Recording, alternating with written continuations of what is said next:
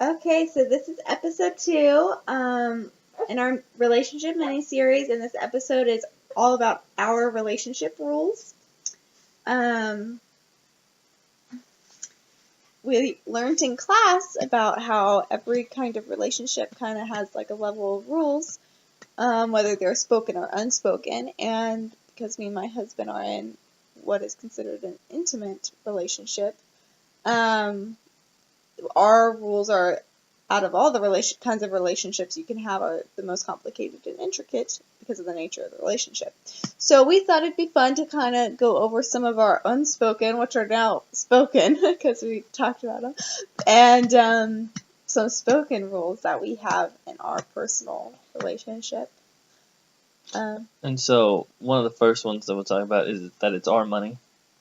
Even though I go to work, she has other responsibilities that she takes care of at the house, and so I don't come home and say, hey, well, this is my money. I decided to stop and get Bojangles. I didn't bring you any. I'm sorry. Like, that's just the way it is because I went to work. I make the money. That's the way it is. And that's an unspoken rule Yeah. for us. I mean, in the reality of it, we both just put in 100%. And Yeah. That's just how it is. It's just different roles for the same thing. Yeah. Okay. Another unspoken rule that happened kind of shortly after our little boy Daniel was born is Ben, our dog. He was, I guess now, but he was kind of more so my dog. And so, but after Daniel was born, my husband, he really like picked up without me having to say anything and kind of like taking care of him, especially since Ben's kind of a puppy and he's still a little high maintenance. But so I was really, really appreciative that was kind of like an unspoken rule that developed in our relationship just recently. We have a saying sorry after being grumpy rule. That it's not necessarily something we've spoken before, but it just happens. Whenever somebody is grumpy, we just kind of apologize and we try to validate the other's feelings, and sometimes we'll explain it, but the reality is, hey, we messed up, and we recognized that we were grumpy and took it out on you, basically. Yeah, took it out on each other, so we try to always apologize. Certain situations, and sometimes one thing that we didn't mention when we were talking about it earlier was that we try to get mad at the situation. When we're upset at a situation, we try not to be mad at each other. We try to recognize that there are certain times when you're upset because a situation happened. That doesn't mean either party was responsible. Like, the dog chews something up, that sucks, and yes, one of us left it out, but how would we have known that dog would have done it in that situation, or other situations where we just don't know. You can't get mad at somebody for something they don't know. That's not their fault. Yeah. Another one we have that's unspoken is Shaken when he leaves work. He'll always text me that he's on his way home, and that's never been like spoken that I want him to do that, but I really appreciate that. Kind of gives me a time frame of that he'll be home in like about 10 to 15 minutes. So we have kind of another unspoken rule that when there's revelation, while we'll still discuss it and discuss promptings, usually if we've discussed it for a while and one of us feels very strongly, again, it's counseling together. Yeah. One of us feels very strongly about it and the other doesn't feel overly opposed to it spiritually, then it's just a given that, hey, we'll just accept that that's the way it is and we'll take it. Now, we've never been in a situation where we've been diametrically opposed when one's felt a certain way. And no, we haven't. It's always been very consistent. If I'm not feeling a certain thing and she says she's my companion, so it's just the way it is. Just the way it is. We're really good at that, and that was kind of started in our dating even, is that we kind of talked about, and it came to our personal promptings, and it was just like we just respected that, and it's just kind of evolved since then. Yeah. Another rule we have that I really, really like. I'm a little bit of a control freak. I kind of like things done my way. And whenever I ask him to do something for me or to take care of something, he just really goes above and beyond, because he knows the way I will like it or the way I want it done, and so he's very considerate. He does that, and that's not really something that, while sometimes I've probably in the past get frustrated if he doesn't go above and beyond, so maybe it evolved into an unspoken rule, but I've never been like, you have to do it my way. Maybe I have. I could be pretty bad, but he just does now. So the other day I was up in my suit coat and my tie, or my suit pants and my tie, and I'm sitting there trying to take a bike tire off of a bike that's on our upstairs porch, so that way it can fit and you can shut the door. And she's like, honey, why are you doing that right now in your coat? And I'm like, because I knew it would come up later, so I just went ahead and take care of it. Oh, honey, I don't want you to get your pants dirty. It would have been a problem later, and I'm more worried about solving the issue now and taking the initiative rather than it being a problem later. And even if it wasn't going to be a problem, well, really, what did it cost me to try to serve her? Like, it's not a big deal. Which goes right into our next one, which we just kind of always stop and appreciate each other. That's just kind of cut and dry. Like, we both just appreciate the grit and the effort that we put in, as opposed to always the results. Just knowing that the other one's working alongside of you, like we talked in what we like most about our relationship, and we appreciate each other because it helps get the other one going and keeps the other one moving. Mm-hmm. Keeps me moving too. Yeah. So now for some of our spoken rules that we've established. One of them is I do the dishes. It's kind of a rule I established because we have to hand wash our dishes. We don't have a dishwasher. So, and I am a little OCD about the way my dishes are washed. I mean, our dishes are washed. So we just kind of established that I will wash the dishes so that I know it's done the way I want it to be. Which is fine with me. It's just fine. We do try to do date night at least once a week, where we get out of the house. Sometimes we just drive around. Sometimes we hang out. Sometimes we'll play a board game. Recently, just to kind of be different. See, Daniel knows what's up. Just to be different, we've gone just random places, having a little fun. Yeah. Another spoken rule that we've established, and this was established when we really first dated, was if we had any conflict or an argument or any disagreement, that we would not yell or get into a fight about it. Especially, I came from kind of a high conflict home where my parents would always be always fighting about something. So I really hate that. And so we do really well with it. We get into disagreements. We don't get into arguments. And so that's probably one of my favorites. And it helps because that one also goes really in line with we talk about serious things before we go up to bed. So that way it's not while I'm like half asleep. That's kind of one of my rules, because after working and school and being home, and then we're sitting in bed and I'm shutting down my brain, and then she wants to talk, which is okay, and I try to validate her feelings. I just can't put the same amount of effort into it because I'm already half asleep. For some of the more serious discussions, especially ones that cause me to be a little bit more open and have to actually do some soul searching. To figure out what I'm doing right or wrong. This was a rule that we figured out kind of like 6 or 7 months into our marriage, because we'd get up to bed and I'd want to talk about everything and really get him opening up so that I could better understand things and stuff like that. And I think one night kind of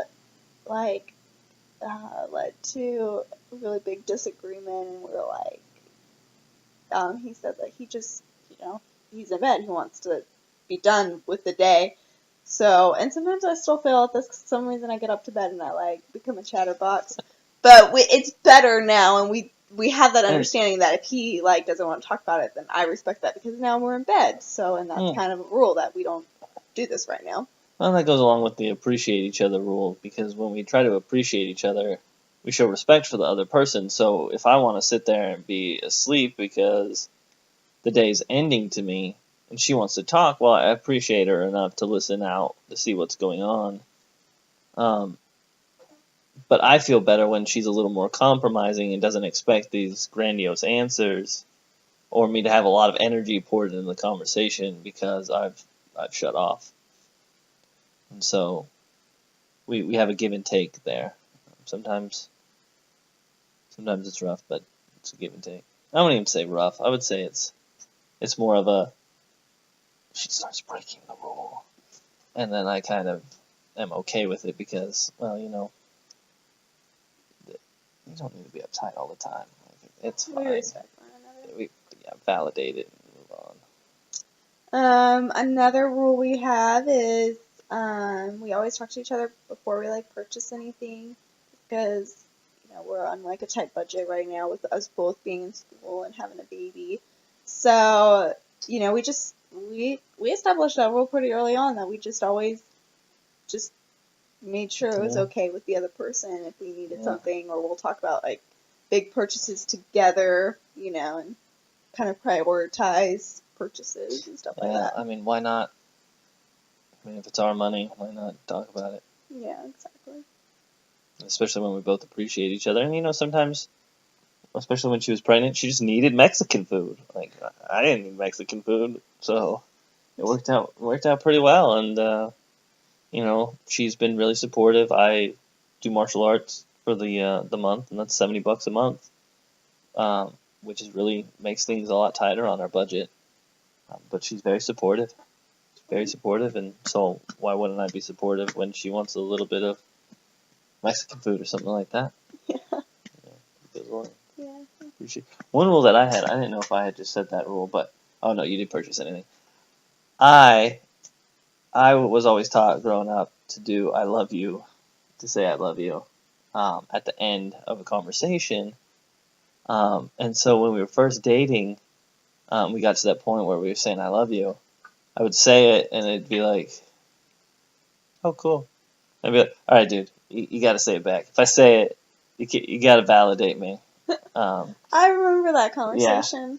Yeah. And so then after that, we always do a good job. One that we didn't mention that goes along with the I love you, if I'm not talking too much, now that I remember. No sarcasm. Oh, yeah, we did. Or saying shut up to each other, because that was kind of a term I use because my family's very sarcastic and we can be kind of crude in some ways. So like that's kind of what I just naturally did, and he was really like, I really don't appreciate sarcasm or being told to shut up. So I grew we up kind of cut it from our relationship. Yeah, exactly. We did because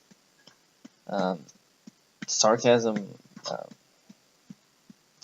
It's funny. Well, but sometimes some sarcasm is okay. Yeah, it's like we'll have witty little jokes or puns. Like that's fine. But it's like when you're like kind of like doing the demeaning sarcasm, which my family does a lot because that's kind of like how we talk to each other.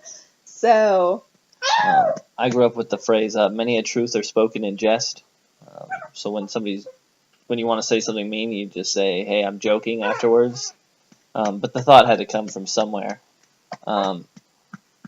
And so usually I find that people, myself included, have said mean things under the idea of jokes to pass it off, make it okay.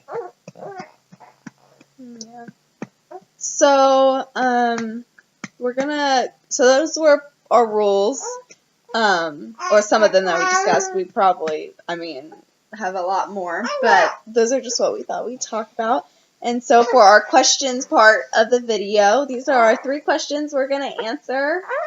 The first one is, what is our favorite rule? What is our favorite rule? Well, your favorite. What's your favorite rule? So, my favorite rule, I would have to say, wow, that's really, I really love that we have an unspoken rule that we stop and express appreciation to each other. Because that just sometimes, like, on the dates, especially, like, you really need to be uplifted. And it'll just it feels like it kind of comes out of nowhere when he just stops and is like, I really appreciate you, or I really appreciate that you're doing so much, or something. And that just it helps me keep going. And that's what it's intended to do. I really like no yelling or fighting. Yeah. It just keeps things simple. It really does. Like, I've never seen an argument go well, just ever. Usually when people you can be completely 100% blunt with somebody, take off the kitty gloves, and be completely assertive without being aggressive and hurting somebody's feelings. And so you tell them, hey, this is how I feel, without yelling, without fighting, and you get a much better response. Things actually get accomplished. It's not a complete waste of time where two people just get angry. And I think that's something that when we apply in our marriage, it makes it work really well. Yeah. So the next question is, what's our least favorite rule? Or what's your least favorite rule? Well, what comes to mind is one of the rules that we didn't discuss here in the video. It's the spatial rule. Sometimes one of us needs space. I grew up kind of isolated. There weren't a lot of people around all the time, so I haven't gotten used to the married life or life where there's always somebody there. And so sometimes to recharge, I like to just do my own thing. And so we have this rule where if somebody needs space, we respect that. And that's how it is. But she's at home all day with the baby, and so when I get home, I've done all this interacting with people. I've had to be out there doing all this stuff, and so there's a time to appreciate her by just letting my walls come down, and so what? I don't get some alone time. I don't need it. I like her more than I love my alone time. Thanks, honey. Oh, you're welcome. What's your least favorite rule? I don't know. Like, I really have one. I mean, I guess with the rules that we talked about, and that you just mentioned, I would say the space rule. Because I do just always want to be with you all the time is a problem. I've become so needy since getting married. I used to be independent. She's an independent woman that needs a man. Basically. So I would say I would agree with that. So, okay.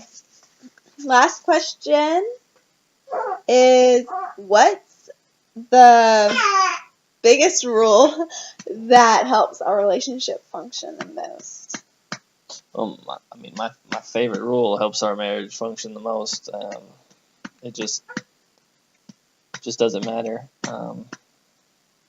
Because when there's no yelling or fighting, we really stop to put ourselves first, in the sense of I'm putting her first, I'm putting our marriage first. So when I say ourselves first, I literally mean it's her and I against the world. Her and I taking care of Daniel. It's not what were you doing, what was I doing. It's just 100%. I think mine would be our revelation rule, where I feel like that really helps us because it keeps that, triangle with the Lord and us, and, it keeps that in play, and it keeps kind of communication open with us, and it helps us together seek the Lord's will instead of it being kind of maybe like one or two-sided, where we're always on the same page, and I feel like that brings harmony and unity in our relationship, and that's good stuff. Yeah, makes our house a temple. Yeah. So those are all the questions, and the next episode is all about our verbal and nonverbal communication. Yeah, so we're gonna give you an insight into maybe some of our language and also some of our awesome gestures and facial expressions. So it's gonna be fun. So stay tuned tomorrow night. See you then.